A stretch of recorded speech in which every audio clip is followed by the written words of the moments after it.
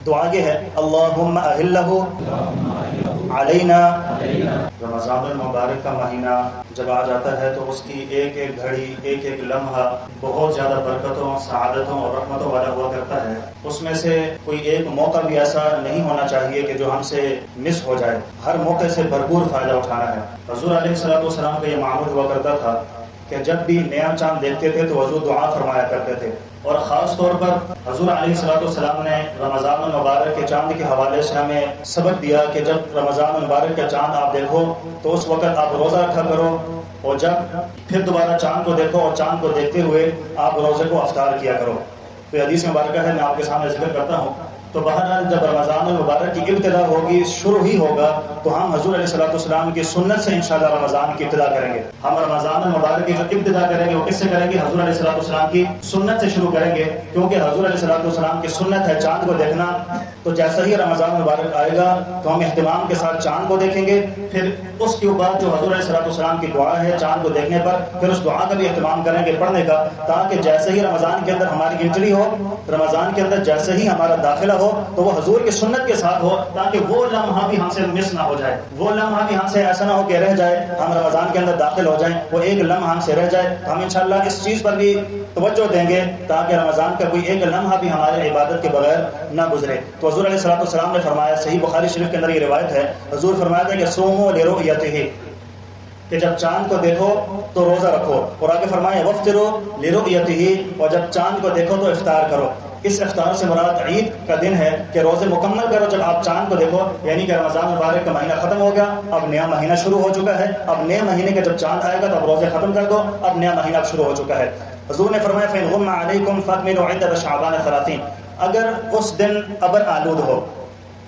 یعنی کہ اس دن اگر بادل ہوں، چاند صاف دکھائی نہ دے رہا ہو، تو پھر اس وقت حضور نے فرمایا کہ آپ 30 روزے پورے کر لو، اور یہ اگر چاند اگر آپ کو نظر آ جاتا ہے، ابر آلود نہیں ہے، صاف ستھرا ماحول ہے، چاند نظر آ جاتا ہے، تو اس وقت جتنے ہوں 29 سے 29، 30 ہے تو 30 پر آپ روزے رکھنا شروع کر دو۔ اور اگر یہ ہے کہ اگر آپ دیکھتے ہو کہ ابر آلود ہے تو 29 پہ شروع کرنا ہے، 29 پہ پچھلا مہینہ ختم، اب یکم آ گئی، اسی طرح روزے رکھ رہے ہیں تو 29 روزے مکمل، چاند نظر آ گیا تو اب ہم نے عید کرنی ہے، اور اسی طرح اگر 30 پہ چاند نظر آ گیا تو ہم نے 30 کو ہم نے روزے مکمل کر دینے، پھر ہم نے آگے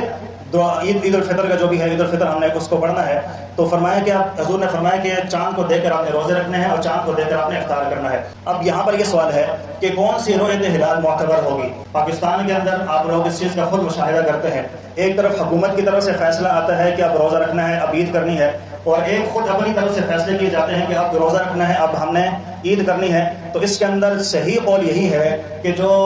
حکومت کی طرف سے جو اعلان کیا جاتا ہے، جس کو رؤیت ہلال کمیٹی کہا جاتا ہے، وہ بیٹھتی ہے، جو وہ فیصلہ کیا کرے اسی کے مطابق ہمیں روزے بھی رکھنے چاہیے اور اسی کے مطابق ہمیں عید بھی کرنی چاہیے، نہ کہ اپنی طرف سے کچھ لوگوں کو جمع کر کے خود اپنی طرف سے ایک فیصلہ متعین کر لینا کہ یہ اب روزہ رکھنا ہے اور اب ہم نے جو ہے نا عید کرنی ہے۔ یہ نہیں ہونا چاہیے، یہ غلط ہے۔ صحیح قول یہی ہے کہ حکومت کی طرف سے رؤیت ہلال کمیٹی جو فیصلہ کرے اسی کو ماننا اور اسی کو تسلیم کرنا، اسی کے مطابق روزے کی ابتدا اور اسی کے مطابق روزے کا افطار کرنا، یہی بہترین اور یہی راج ہے، اور اسی پر ہمیں عمل کرنا چاہیے۔ چاند دیکھنے کی دعا ہے، حضور علیہ السلام نے بتائی ہے، رمضان کا مہینہ شروع ہونے میں ابھی کچھ نہ کچھ دن باقی ہیں، ان دنوں کے رمضان کے دنوں کے شروع ہونے سے پہلے اگر ہم اس دعا کو یاد کرنا چاہیں گے تو زبانی یہ دعا یاد بھی ہو سکے گی۔ بات وہی ہے تاکہ رمضان کا مہینہ شروع ہو تو سنت کے ساتھ شروع ہو، بغیر سنت کے نہ شروع ہو، تو اس کے لیے اس دعا کو یاد کر لیں گے انشاءاللہ، تاکہ رمضان جیسے شروع ہو تو یہ دعا بھی ہمیں یاد ہوگی، سامنے چاند کو دیکھیں گے، اس دعا کو پڑھیں گے، اس کے بعد جو دعا اللہ سے مانگیں گے اللہ تعالیٰ ہماری دعا کو